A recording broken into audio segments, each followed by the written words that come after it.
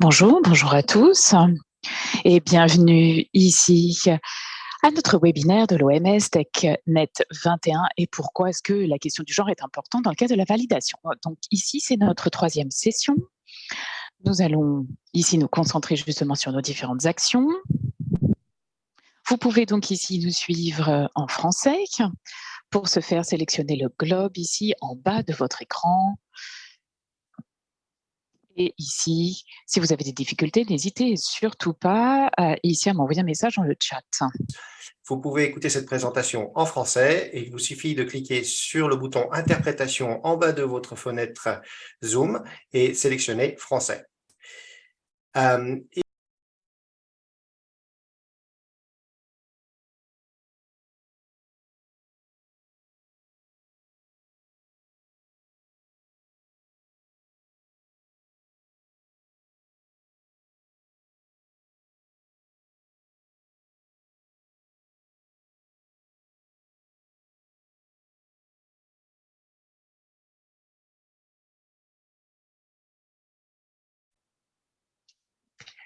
Alors de même, ici, il y a aussi la fonctionnalité donc questions-réponses.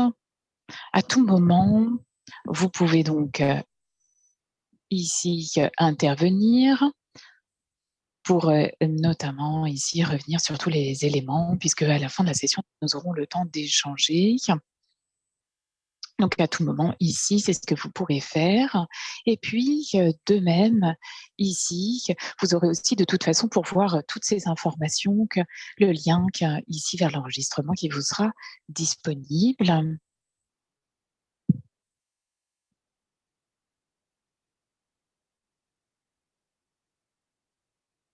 Il s'agit donc ici, dans le cadre de cet échange, eh bien, de notre webinaire 3. Alors de même, c'est important aussi de parfois poser un peu le contexte.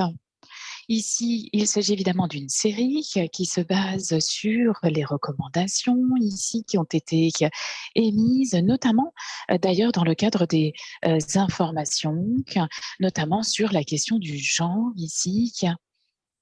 Alors nous avons aussi rentré dans ces éléments, surtout par rapport à différentes actions de mise en œuvre transformative qui sont importantes. Alors de même, vous le savez peut-être déjà, mais il y a bien évidemment donc toutes ces informations qui seront partagées, qui sont donc enregistrées, et tout ceci ici sera donc disponible, y compris ici ces présentations, et que nous aurons aussi la possibilité de répondre à des questions. Donc à tout moment, c'est possible d'avoir donc accès à toutes ces informations pour mieux comprendre comment est-ce que tout ceci est organisé, notamment parce que je sais que c'est un thème ici qui suscite toujours grand intérêt. Alors de même ici, par rapport à tous ces échanges qui sont toujours assez intenses, donc je vais ici ne pas perdre de temps. Surtout s'agissant des différentes de la mise en œuvre ici, de ces différentes actions, avec d'ailleurs différentes interventions ici, 3 au total, notamment, et c'est ce qui a déjà été dit également par d'autres collègues, mais que nous allons ici avoir avec nous Michel ici, qui est économiste, mais également Juliane. Et puis, nous aurons également ici avec nous, eh bien, Laurence qui pourra revenir là aussi sur ces éléments. Alors, sans plus attendre, je vais tout de suite commencer à rentrer dans les détails. Donc, n'hésitez surtout pas si vous avez également des questions à la fin. Merci. Alors, de même, ici, bonjour à tous à nouveau.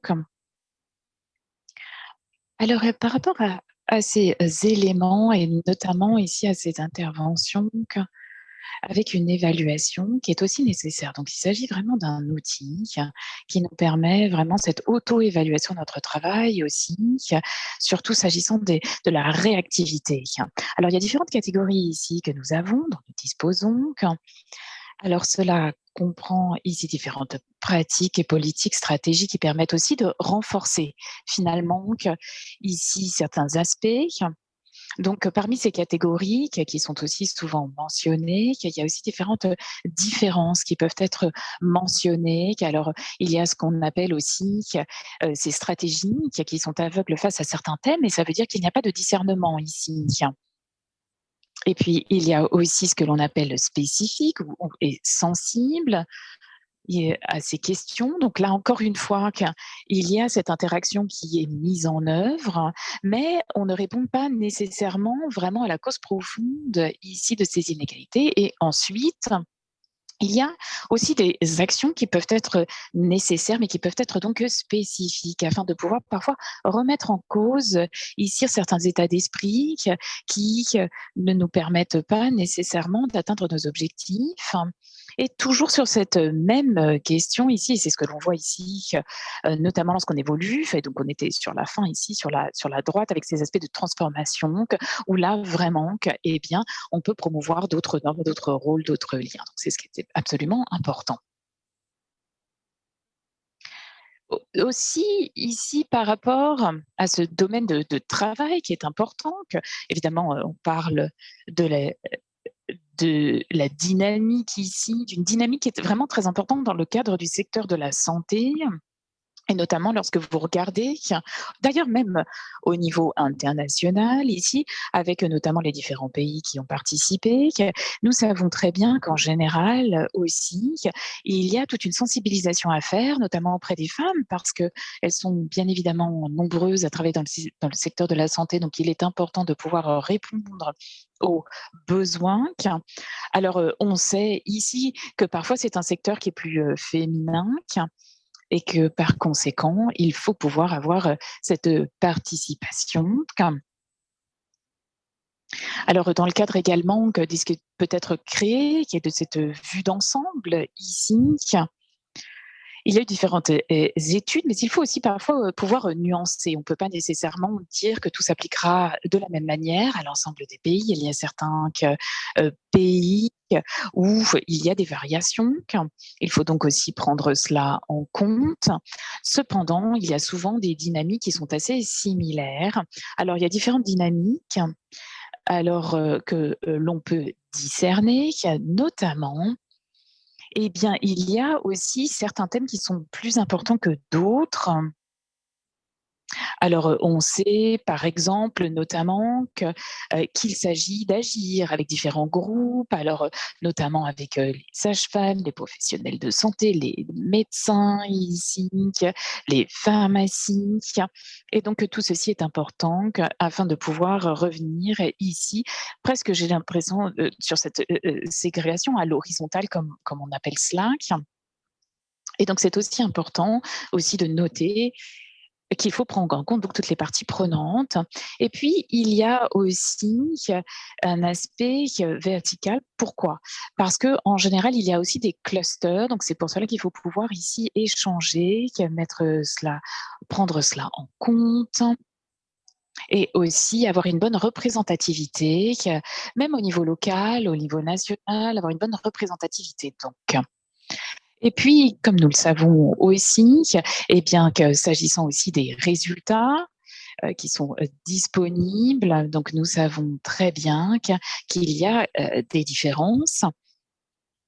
Il y a aussi, d'autres écarts qui ont été constatés, notamment ici, en regardant les chiffres qui sont donc là, disponibles, eh bien nous pouvons voir qu'on peut aussi effectuer des différentes moyennes ici, notamment sur différentes, adoptions avec les différentes possibilités qui sont mises en œuvre, mais réellement on voit, que dans l'ensemble ici, eh bien cela peut avoir un impact important ici sur l'adoption ou pas de certaines pratiques et puis toujours ici, encore une fois dans ces sous-catégories eh bien, il y a toujours plus de difficultés, notamment avec des chiffres qui peuvent être jusqu'à importants. On peut parler jusqu'à 25-26%. Donc là encore, il y a aussi des différences entre le secteur public et privé, bien sûr, mais cela reste un écart important. Alors ici, toujours par rapport à ces écarts, eh bien, on voit également que souvent, eh bien, il peut y avoir aussi, eh bien, des conditions qui sont plus complexes dans certains contextes que d'autres. Donc, il faut aussi pouvoir prendre cela en compte, notamment s'agissant des différents rôles et comprendre finalement comment est-ce que l'on peut réellement donc intégrer tout cela dans notre logique. Et de même, toujours par rapport à nos préoccupations, parce que c'est important de pouvoir couvrir l'ensemble des besoins sur l'ensemble du secteur. Là encore, eh bien, il faut aussi parler des différentes méthodes qui pourraient être mises en œuvre, même si c'est à court terme ici, justement pour répondre donc aux besoins, pas seulement d'ailleurs des patients, mais aussi voir comment est-ce que l'on peut organiser cela. Alors c'est vrai qu'ici, par rapport à ce qu'il peut être donc mis en place, donc de ces méthodes, de ces initiatives ici, eh bien nous voyons qu'en se basant sur des chiffres, et dire qu'il y a des pourcentages qui sont aussi disponibles par catégorie, mais il faut vraiment collecter un maximum de données. C'est ce que nous avons pu faire et ensuite pouvoir désagréger ces données, c'est-à-dire les détailler dans différentes catégories pour bien comprendre ce qui se passe et pouvoir réagir, s'adapter en fonction des besoins ici, mieux comprendre également ce qui peut être fait. Donc c'est un peu une analyse que l'on mène. Alors on ne peut pas nécessairement toujours faire cela à tous les niveaux, mais ici, c'était vraiment l'opportunité puisque c'est ce que l'on peut faire dans, en tout cas, certains pays. En tout cas, là, c'est ce que nous avons fait et aussi voir, il faudrait aussi voir l'évolution sur le temps, bien évidemment. Et aussi peut-être regarder cela par rapport au groupe d'âge. De même, ici, il s'agit aussi de parler de l'environnement dans son ensemble, s'assurer aussi que nous ne sommes pas dans un contexte trop difficile. Il peut y avoir des différences. Je sais que nous en avons déjà parlé dans nos webinaires précédents, mais c'est vrai que ici, même au niveau institutionnel, il faut qu'il y ait réellement un engagement, donc un mécanisme pour pouvoir mettre cela en place. Alors, de même, ici, toujours en regardant les différentes catégories et donc ces différentes parties prenantes, c'est important aussi de pouvoir comprendre quels sont eh bien, les besoins. Parce qu'il y a aussi tout un aspect informel. Qu'est-ce que cela veut dire? Ça veut dire que c'est pas nécessairement toujours couvert par la protection sociale. Donc, il faut ici absolument eh bien, répondre à ces besoins parce que ça a un impact évidemment, comme nous l'avons dit, sur les salaires, les prix. Et donc, ici, c'est important de pouvoir avoir cette visibilité sur l'ensemble. Et puis, bien sûr, il faut aussi, dans l'idéal, pouvoir réellement, eh bien, y avoir une certaine égalité, comprendre quels sont les moteurs de changement, les efforts qui peuvent être mis en place pour atteindre les meilleurs résultats possibles et pouvoir répondre aux besoins afin que ça reste aussi finalement eh bien, quelque chose d'attractif, que ce soit vraiment un travail à mener ensemble. Alors dans ce cadre, bien évidemment, il s'agit aussi de certains mécanismes qui peuvent être mis en place, qui peuvent être importants, qui peuvent nous permettre justement de répondre à ces préoccupations. Et donc, ce sont des préoccupations qu'il faut bien comprendre et c'est ce que l'on a essayé de faire bien ici, afin de pouvoir revenir sur ces éléments qui sont donc des éléments importants. Donc, encore une fois, sur ce thème, ici, eh bien, nous devons encore une fois revenir sur ce qui est nécessaire Alors, c'est ce que l'on a fait ici sur l'égalité de salaire. Alors ensuite, il faut aussi s'assurer qu'on est vraiment sur un pied d'égalité entre les femmes et les hommes. Et pour ce faire, il faut vraiment qu'il y ait les mêmes opportunités pour les deux, les hommes et les femmes, afin de pouvoir répondre de manière donc aux préoccupations, comme je vais décrire ici cette ségrégation par genre au niveau horizontal, mais également vertical, et revenir sur donc les différentes opportunités dans le domaine de la santé, qu'il n'y a pas ici de ségrégation, c'est-à-dire que les hommes aient des possibilités d'évolution de carrière que les femmes n'aient pas, par exemple. Et également, ici qu'au niveau du leadership, eh bien, que les femmes aient accès donc aux postes à décision et au leadership. Alors ici, eh bien, nous partageons également les informations dont nous disposons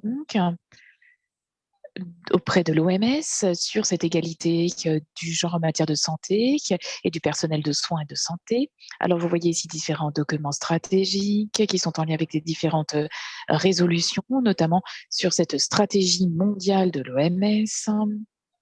S'agissant d'adopter ici des politiques d'emploi qui sont sensibles aux gens, donc ça c'est quelque chose d'important. Il y a aussi une commission de haut niveau ici sur l'emploi dans le secteur de la santé, mais également ici revenir sur ces éléments qui sont importants afin de pouvoir autonomiser les femmes, afin de pouvoir ici leur ouvrir l'accès au marché du travail.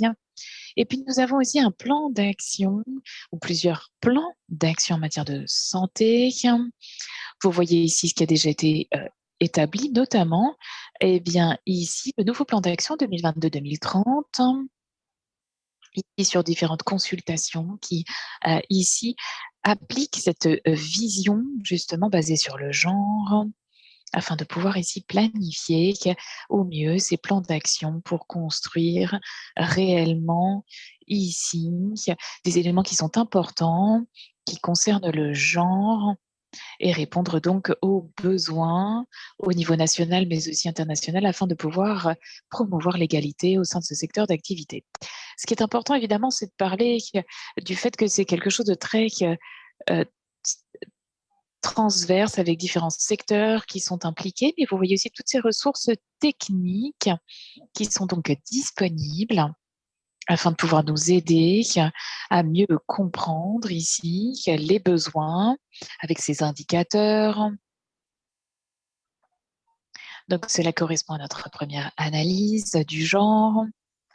Et puis nous avons aussi un hub qui a été créé où vous retrouverez ici différents éléments, notamment ces analyses sur les écarts de salaire. Et nous avons également tous ces différents modules qui sont vraiment importants et qui permettent ici, dans le cadre aussi de notre travail avec l'Organisation internationale du travail, de promouvoir ces liens avec des mécanismes mondiaux de promotion de l'égalité dans le secteur de la santé. Et maintenant, je voudrais passer directement la parole à notre collègue qui va revenir ici sur les femmes en première ligne. Et je vous passe tout de suite la parole, Juliane.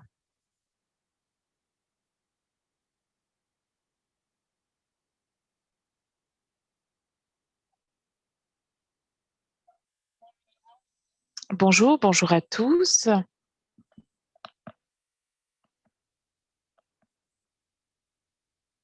Alors, merci à tous.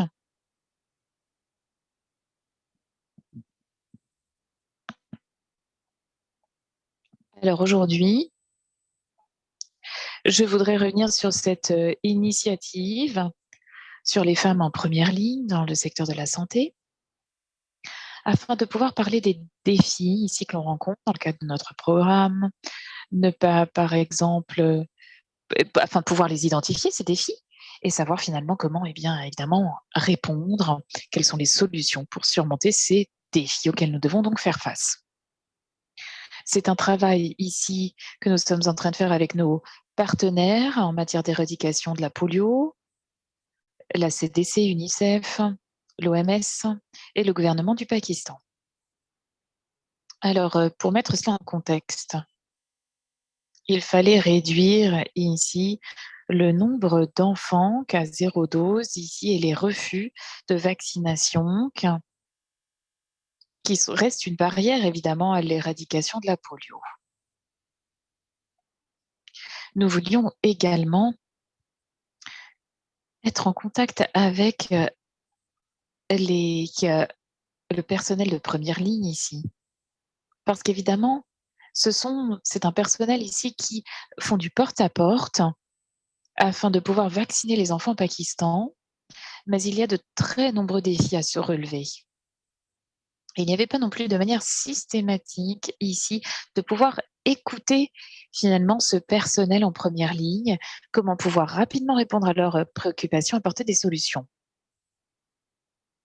Donc c'est un programme ici, eh bien, qui comportait donc tous ces défis et nous avons donc décidé d'organiser donc des ateliers avec le personnel de première ligne afin de pouvoir identifier les problèmes, ensemble, de pouvoir développer des solutions. Donc c'est ce que nous avons pu faire ici dans le cadre de cette initiative. Nous avons donc sélectionné 25 districts à très haut risque avec des nombres élevés ici de polio.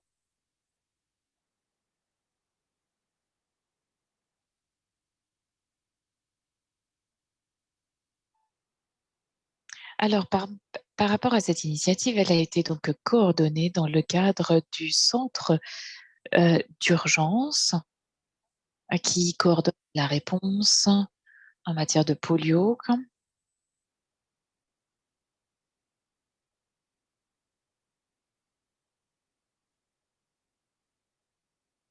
Nous attendons la diapositive suivante.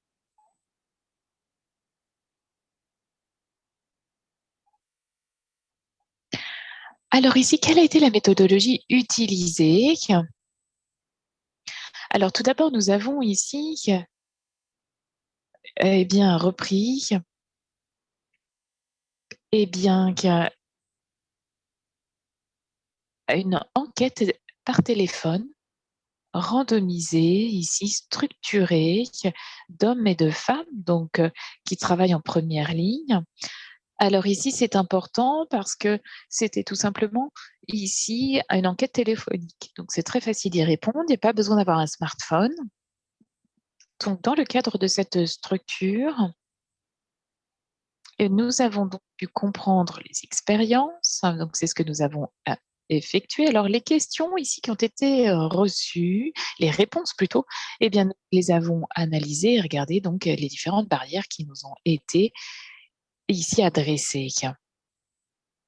Donc de même, nous avons vu quelles étaient donc les barrières pour les campagnes, les barrières pour pouvoir toucher les enfants 0 dose et également ici, il a fallu répondre donc à ces différentes barrières. Donc lorsque nous avons finalisé cette enquête, nous avons aussi mené une analyse donc des résultats afin de pouvoir finalement apporter des solutions et voir comment est-ce que l'on pouvait ici justement mettre cela en place, en perspective. Alors de même, trouver une solution, c'est important, mais nous voulions vraiment ici que le personnel de soins de première ligne a identifié des solutions et ensuite pouvoir mettre cela en place ensemble. Alors nous avons travaillé, comme je vous l'ai dit, dans 25 districts à très haut risque. Alors nous avons ici utilisé un prestataire pour nous aider ici dans le cadre de cette étude. Alors pourquoi est-ce que c'était différent par rapport à d'autres programmes en cours? Par rapport évidemment à l'implication du personnel de première ligne. Alors dans le cadre de cette initiative, nous sommes restés très systématiques. Nous avons donc identifié ici les personnes, nous avons posé les premières questions. Ensuite, de manière anonyme, eh bien, nous avons collecté les réponses. Et une fois que l'enquête a été complétée, nous avons regardé par question eh bien, ici, les différences entre les différents districts, les différentes provinces, au niveau national, au niveau de la communauté. Et justement, nous avons donc regardé tous ces niveaux afin de pouvoir vraiment comprendre dans le détail les besoins. Nous avons donc ensuite conçu un atelier afin de s'assurer que ces ateliers ici étaient très interactifs, où il n'y avait pas ici trop d'échanges,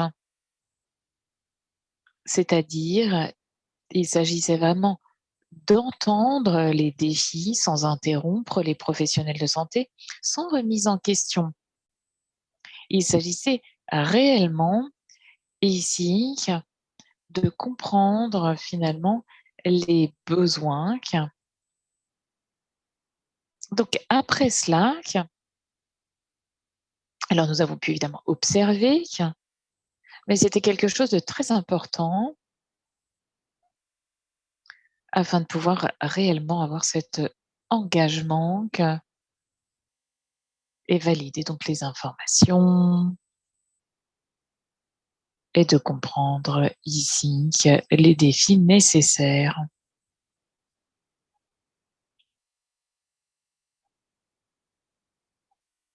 Alors qu'avons-nous fait ici? Alors une des barrières,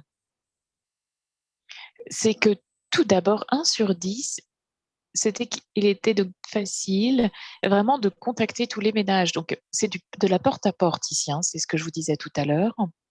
Ici pour vacciner donc les enfants et que ce n'était pas facile.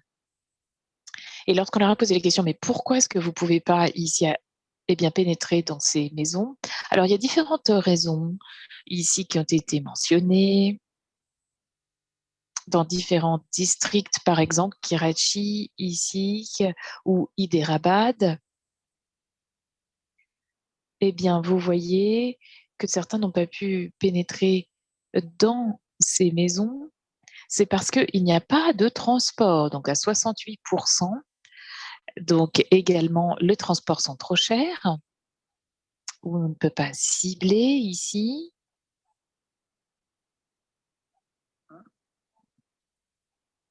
Alors, du coup, le transport a été très clairement perçu comme vraiment un vrai défi, comme vous pouvez le voir.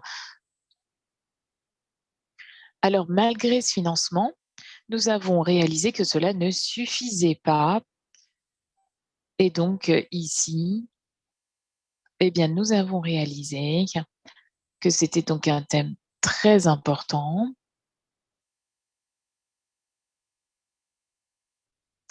Alors toujours dans le cadre de cet atelier, donc après avoir parlé ici des défis auxquels les professionnels de santé ont dû faire face, nous avons donc mené ces ateliers et nous avons vu ici qu'en tant qu'observateurs, nous avons vraiment cherché à limiter le nombre de personnes. Pourquoi? Parce qu'on ne voulait pas faire peur. Ici, évidemment, aux professionnels de santé, on voulait ici limiter également la participation femmes, parce que comme vous le savez, ici, au Pakistan, c'est peut-être un élément ici qui est sensible au niveau culturel et nous voulions vraiment, eh bien, écouter et comprendre quels sont les défis ici. Et nous savons que dans la culture au Pakistan, ce n'est pas toujours acceptable pour une femme pour un homme, par exemple, de pénétrer ici, eh bien, dans, une maison. Ce n'est pas correct. Donc c'est pour cela, ici, justement, qu'en général, nous avions fait donc appel à des femmes et nous savons évidemment que la plupart d'ailleurs, du personnel de santé, en première ligne, donc sont des femmes. Alors, je pense vraiment que par rapport à cette population cible, quelles sont les barrières ici? Justement, l'expérience, mais aussi la motivation. Donc, on a vraiment cherché à couvrir tous ces thèmes. Lors de notre dernière session, Nous n'avons pas seulement regardé les barrières. Ici, par rapport à la vaccination, mais aussi dans le cas de l'éradication de la polio au Pakistan. Alors, un des éléments à aborder, eh bien, que se passe-t-il au-delà de la polio? Alors, c'est vrai que nous avons ici, eh bien, au Pakistan, qui est donc un pays très vaste, eh bien, ici, eh bien, comment est-ce que nous pouvons, eh bien, une fois que tout ceci est mis en place, alors c'est quelque chose de très important. Eh bien, comment est-ce que l'on peut se mettre cela en place, et notamment dans le cadre de ce polio et de ce programme? Et donc, c'est pour cela que nous avons donc mis cela en place. Donc, c'est pour cela que nous avons pu identifier tout cela, afin de pouvoir revenir sur ces éléments. Alors, c'est important. Alors, surtout que par rapport aux besoins qui peuvent être exprimés et que l'on peut prendre en compte, notamment pour nous, et pouvoir, évidemment que les impliquer au maximum. Donc ça, c'est quelque chose d'absolument important. Et donc, c'est parfait. Je pense qu'on va continuer à avancer ici avec différents éléments. Donc, c'est quelque chose de très important ici. Alors, encore une fois,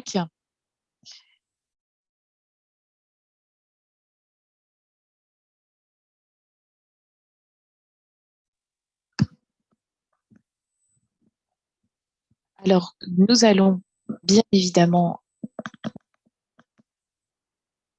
également revenir sur ces structures, et c'est-à-dire écouter les femmes qui expriment donc leurs besoins, ce qui est nécessaire, mais aussi participer finalement à créer des solutions. Donc à l'heure actuelle, nous avons déjà certaines solutions qui ont été créées. Alors, il s'agissait ici de tous ces éléments qui sont un problème, qui sont importants. On a répondu à des problèmes comme le transport. Ici, comme par exemple des bouteilles d'eau, des parapluies, et donc en fait, on a travaillé ici.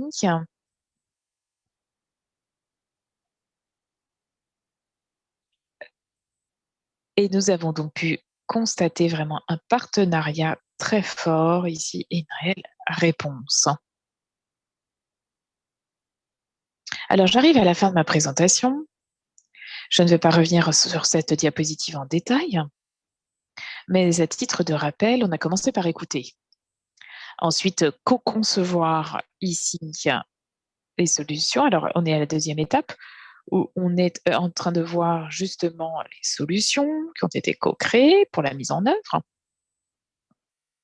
Et ensuite, nous allons voir comment nous pouvons former un plan de transition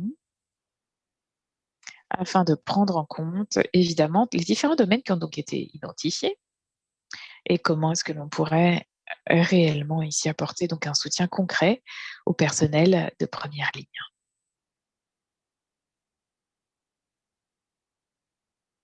Alors, merci beaucoup et je reste à votre disposition si vous avez des questions. Merci beaucoup.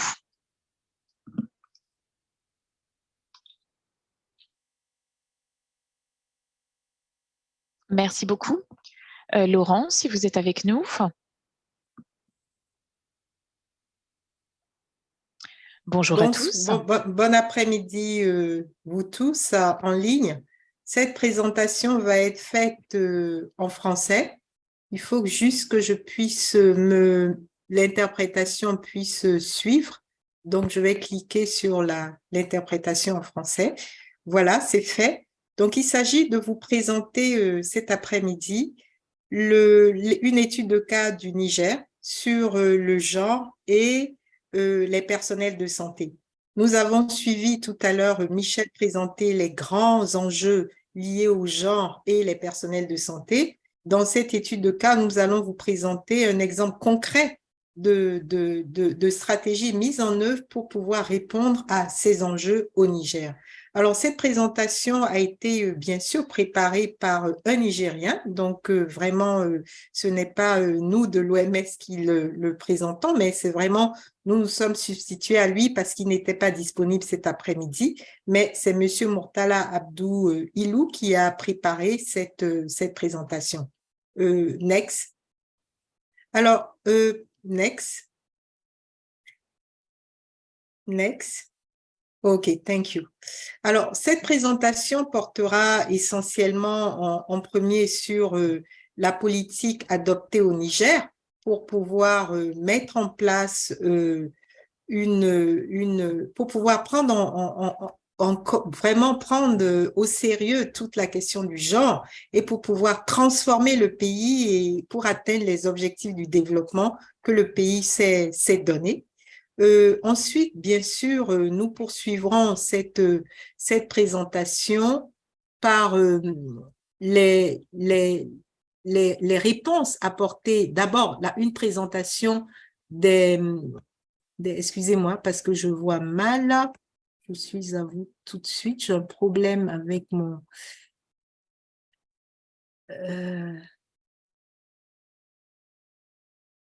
OK. Les réponses apportées par l'État aux problèmes liés au personnel de santé. Nous allons présenter dans ce cadre-là les personnels de santé et la problématique du genre pour ces personnels de santé. Et par la suite, nous allons présenter les solutions que le pays a essayé de mettre en œuvre pour pouvoir atteindre les objectifs, bien sûr, qu'ils se sont donnés. Et finalement, nous allons bien sûr voir comment la mise en œuvre de ces solutions est en train de s'organiser au Niger et qu'est-ce que cela va apporter pour la question de la vaccination au Niger. Next slide. Next slide, please. Merci. Alors, le Niger, comme vous le savez, est un pays qui rencontre, comme beaucoup de pays en Afrique subsaharienne, beaucoup de défis, notamment avec une démographie galopante, une insécurité, bien sûr, causée par les problèmes dans les pays environnants, autour du Niger,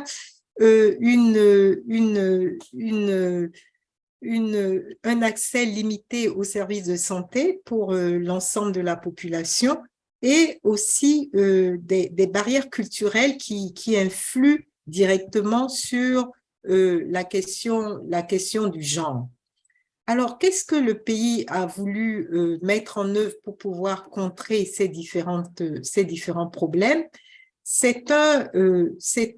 Donc une politique visant à améliorer la situation en justement se focalisant sur le genre, donc une politique d'amélioration de la question de la problématique du genre au Niger, afin de créer une société sans discrimination où les hommes et les femmes, les filles comme les garçons, auront les mêmes opportunités pour participer au développement du pays, mais également pour accéder, bien sûr, à l'emploi et jouir totalement de tous les avantages que leur apporte ce pays.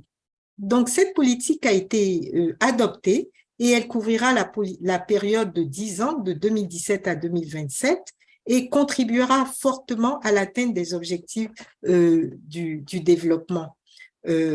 Next slide, please. Alors, next slide. Next slide. OK, thank you. Alors, les stratégies que le pays souhaite réellement mettre en œuvre par cette politique sont de 4 ordres. Nous avons 4 piliers. Le premier pilier est réellement d'améliorer les barrières socio-culturelles et on reviendra sur ces barrières tout à l'heure pour être sûr que les hommes comme les femmes auront les mêmes possibilités de contribuer au développement du pays. La deuxième stratégie est réellement de s'assurer que les droits des femmes, des jeunes, des filles, mais également la lutte contre les violences basées sur le genre sont réellement mises en œuvre de façon réelle dans le pays.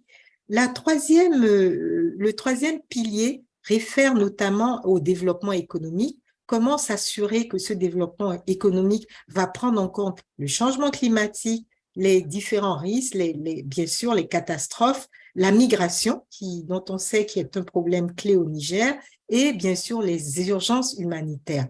Et finalement, le quatrième pilier, c'est le suivi, la coordination et le suivi de l'ensemble de ces stratégies qui vont être mises en place pour s'assurer que le gouvernement atteindra ses objectifs. Donc, c'est un vaste programme politique que le Niger a essayé de mettre en place. Maintenant, revenons-en au personnel de santé. Comment cette politique va atteindre les personnels de santé? Next slide. C'est vraiment à travers le plan de développement sanitaire qui a été mis en œuvre dans le pays. Ce plan de développement sanitaire permet justement de pouvoir s'assurer que la question du capital humain est réellement prise en compte, mais également la question des inéquités liées au genre.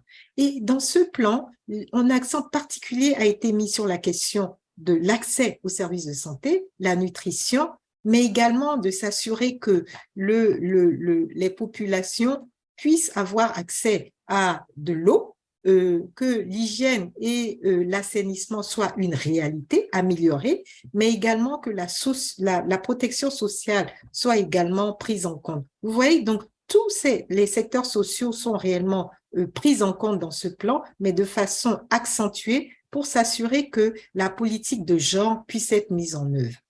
Maintenant, en ce qui concerne les ressources humaines, next slide, please. En ce qui concerne les personnels de santé et la question genre pour les personnels de santé, nous avons réalisé au Niger différentes études. Nous avons réalisé 2 études du marché de travail, c'est-à-dire de voir comment l'offre et la demande en personnel de santé se comportent et comment les personnels de santé se comportent aussi, la question du genre dans leur comportement et comment cela peut affecter, bien sûr, la disponibilité des personnels de santé dans le pays.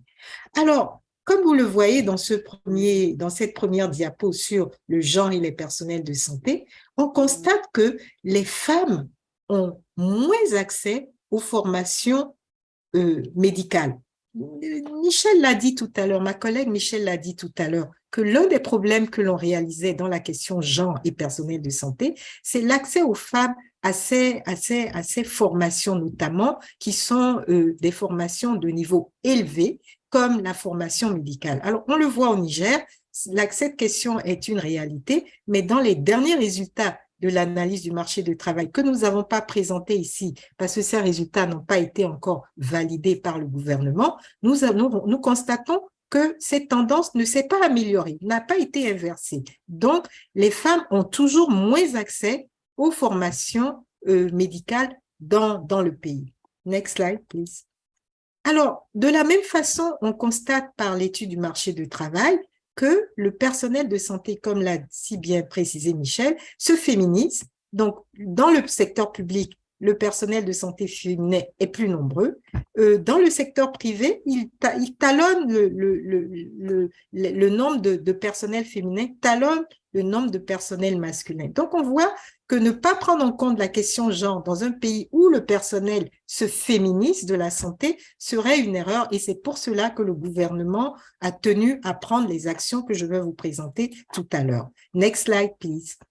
Alors, un autre constat que l'on peut faire par rapport au Niger, c'est que le pays, certes, se féminise en matière de personnel de santé, mais ce personnel se cantonne au niveau du secteur des catégories paramédicales, notamment les infirmiers. On remarque que la majorité des femmes se situent dans la catégorie infirmière et que quand il s'agit de la catégorie médicale, ce sont essentiellement des hommes. Donc, on voit bien que la répartition femmes et hommes suit une tendance, encore une fois, qui n'est pas totalement égale, étant donné que les jeunes filles ont moins accès aux formations médicales, les hommes ont plus accès à ces formations-là, et ces jeunes filles se retrouvent essentiellement dans les formations paramédicales, notamment infirmières. Next slide, please. Alors, ce problème entraîne d'autres problèmes. Comme je vais le présenter dans cette diapo, ce problème entraîne d'autres problèmes. Il s'agit de la répartition des personnels de santé et de s'assurer que cette répartition soit équitable dans tout le pays. Ce que l'on constate dans cette figure, c'est que les médecins et les sages-femmes, leur répartition est vraiment inéquitable. Que les infirmières, comme on a dit tout à l'heure, elles sont en nombre majoritaire, les femmes infirmières, leur répartition est un peu plus équitable. Mais de façon globale, on constate que 10% de la population utilise 24% des infirmières, de la totalité des infirmières dans le pays, 36% des sages-femmes et 43% des médecins. Pourquoi? Parce que ce personnel se retrouve dans les zones urbaines, contrairement aux zones rurales. Donc, les zones rurales où une majorité de la population vit encore a moins accès au personnel de santé. Next slide, please. Qu'est-ce que ce problème va apporter ou créer au niveau des zones rurales? Alors, l'étude du marché de travail, notamment au niveau des zones rurales, c'est un peu ce que nous avons fait dans cette deuxième génération de l'étude du marché de travail. Et on a aussi pris en compte les agents de santé communautaire. On constate que l'inégalité des opportunités d'accès à la formation est importante.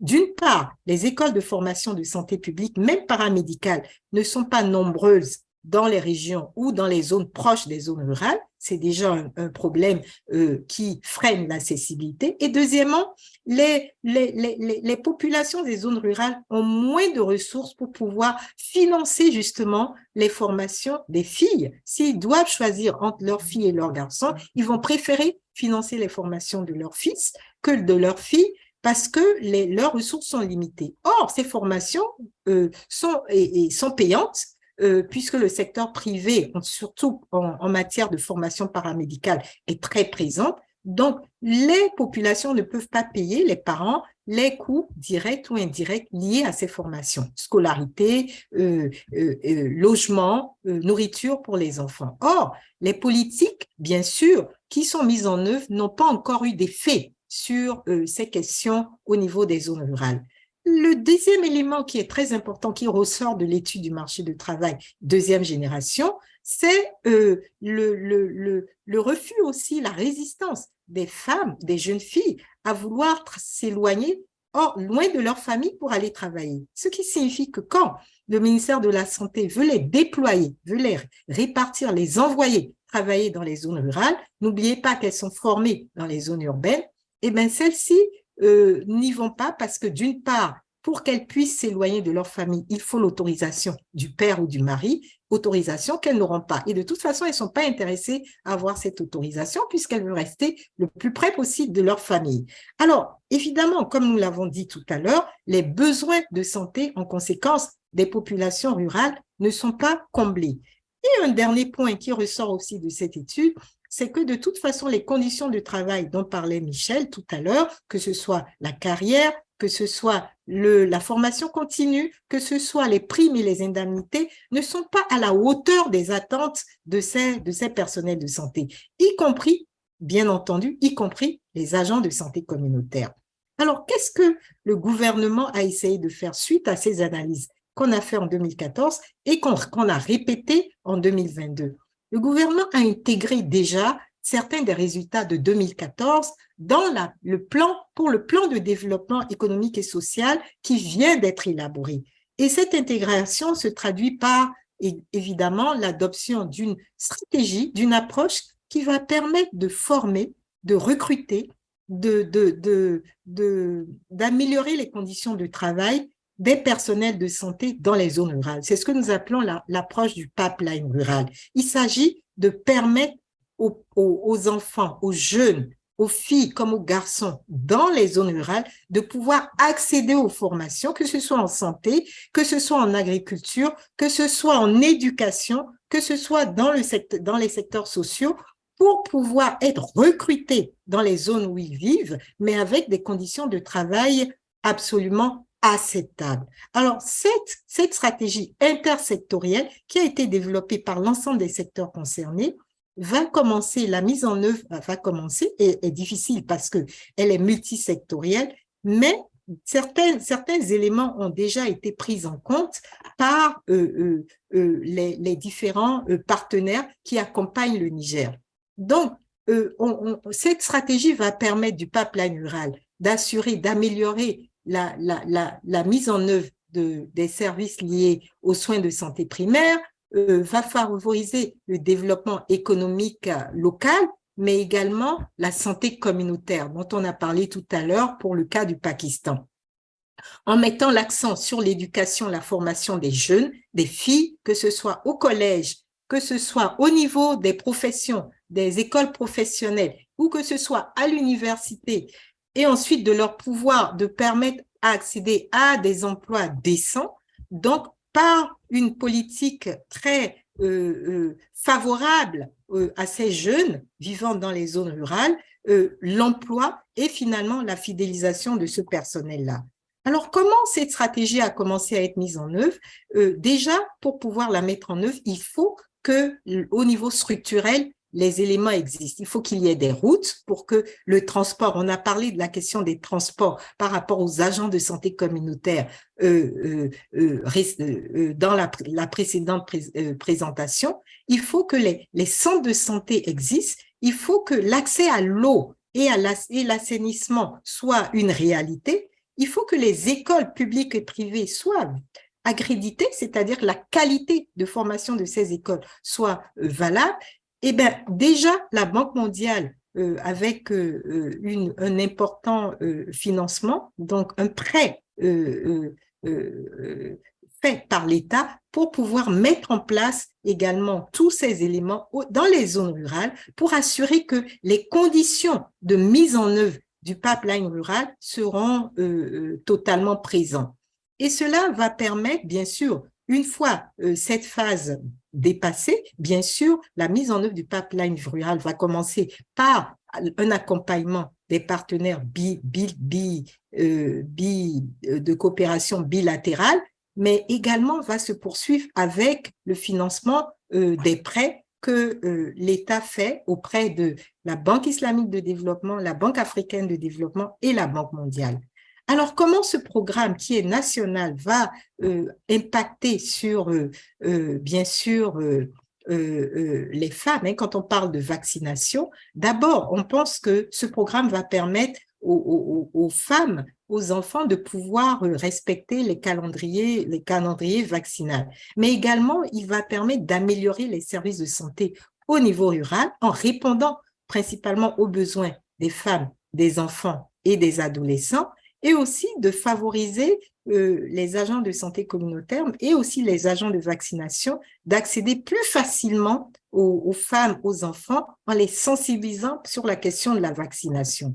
En fait, finalement, ce que nous souhaitons, c'est que, bon, tout ce personnel de santé communautaire, ce personnel de référence au niveau des soins de santé primaire, soit aussi un modèle pour les filles qui sont encore au niveau du collège, pour les maintenir à l'école et pour leur montrer que oui, quand elles travaillent, si elles restent à l'école, elles pourront aussi un jour accéder à ces fonctions-là. Finalement, le programme aussi, par la gouvernance, va permettre aux femmes de participer, à ces femmes professionnelles de la santé ou agents de santé communautaire, de participer aux décisions que les communautés doivent prendre pour améliorer les services au niveau de ces communautés et finalement de contribuer à la promotion et à la protection des femmes et bien sûr des droits des femmes et des filles dans les communautés dans lesquelles ils vivent. Voici présenté le cas du Niger. Je vous remercie. À vous.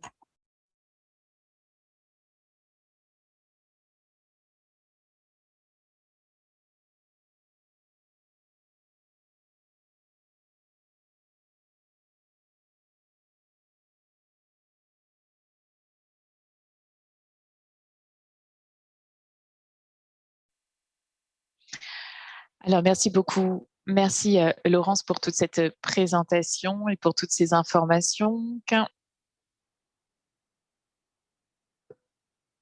Merci encore une fois pour tout cet échange. Une présentation fort intéressante. Alors, merci Michel et Juliane. Alors, il ne nous reste que quelques minutes. Je sais qu'il y a déjà en fait des questions qui nous ont été posées dans le chat.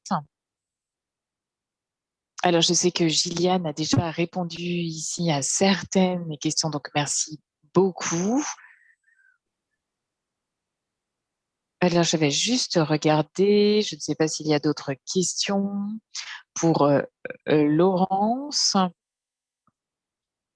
Alors, bien évidemment,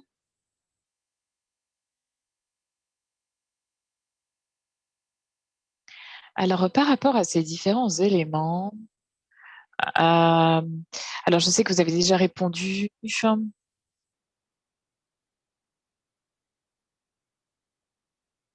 Alors, c'est vrai qu'ici, ce qui est absolument important par rapport à ces échanges ici au Pakistan, je sais qu'il y a eu beaucoup de questions. Alors, est-ce que vous voulez répondre? Je sais que vous y avez déjà répondu dans le chat, mais oui, merci beaucoup. En effet, je cherchais à répondre dans cette question dans le chat, mais en fait, ici, c'est vrai que côté communautaire, mais aussi les superviseurs, c'est vrai qu'on a parlé d'un mécanisme à mettre en place afin de pouvoir répondre à certains défis. Alors avec nous, nous avons donc un consultant afin de nous aider à mieux comprendre par rapport à ce mécanisme pour essayer de comprendre un peu ses besoins. Alors c'est important parce que nombreux sont ceux ici donc qui travaillent en première ligne. Donc on voulait vraiment avoir quelque chose ici de clair, voir également, eh bien par exemple, nous avons vu ce qui pouvait être nécessaire, notamment essayer de comprendre les besoins, surtout les demandes spécifiques, notamment comprendre par rapport à ces différents mécanismes, qu'est-ce qui peut être mis en œuvre. Et aussi, de même, eh bien, on a vu beaucoup de demandes pour des femmes. Alors ça, c'est pas du tout facile parce qu'impliquer les femmes, eh bien, ça reste difficile. Cependant, évidemment, que nous cherchons bien évidemment à motiver donc les femmes à nous rejoindre. Mais c'est vrai que ça reste réellement difficile parfois. Merci beaucoup. Merci Juliane. Alors, il ne nous reste que quelques minutes. Je sais qu'il y a eu beaucoup de questions, de commentaires dans le chat. Alors, c'est vrai ici qu'il y a souvent des problèmes, des questions, des problématiques qui sont connues depuis des années, c'est vrai. Ici, il y a des questions de ressources, d'autres barrières. Alors, c'est vrai que c'est un thème dont nous avons déjà beaucoup discuté. Et ici, il y a des questions qui sont parfois aussi systémiques. Alors, c'est vrai que ce n'est pas du tout facile, mais c'est vrai. C'est important donc de travailler avec les différents partenaires, essayer donc d'identifier les collaborations possibles, les différents besoins, impliquer les parties prenantes sur cette question de la vaccination. Donc oui, merci beaucoup. De même, voici le lien vers ici la présentation, les enregistrements, donc n'hésitez surtout pas. Ici, vraiment, si vous avez aussi des questions, vous pourrez nous les poser sur cette même plateforme. Notre webinaire est la semaine prochaine, en fait. Donc, n'oubliez pas, parce que nous savons ici évidemment, que l'été approche pour tout le monde. Donc, nous voulons justement avancer. Donc, jeudi prochain est le thème de la semaine prochaine. l'engagement de la communauté, la mobilisation ici sociale. Donc, venez nous rejoindre, partagez ce lien, ici mobilisez votre réseau. Encore une fois, merci beaucoup à TechNet 21. Merci à nos intervenants de qualité. Et merci encore une fois à tous les coordinateurs. Merci à tous. Je vous souhaite une excellente fin d'après-midi et à la semaine prochaine. Merci. Merci à tous. Au revoir.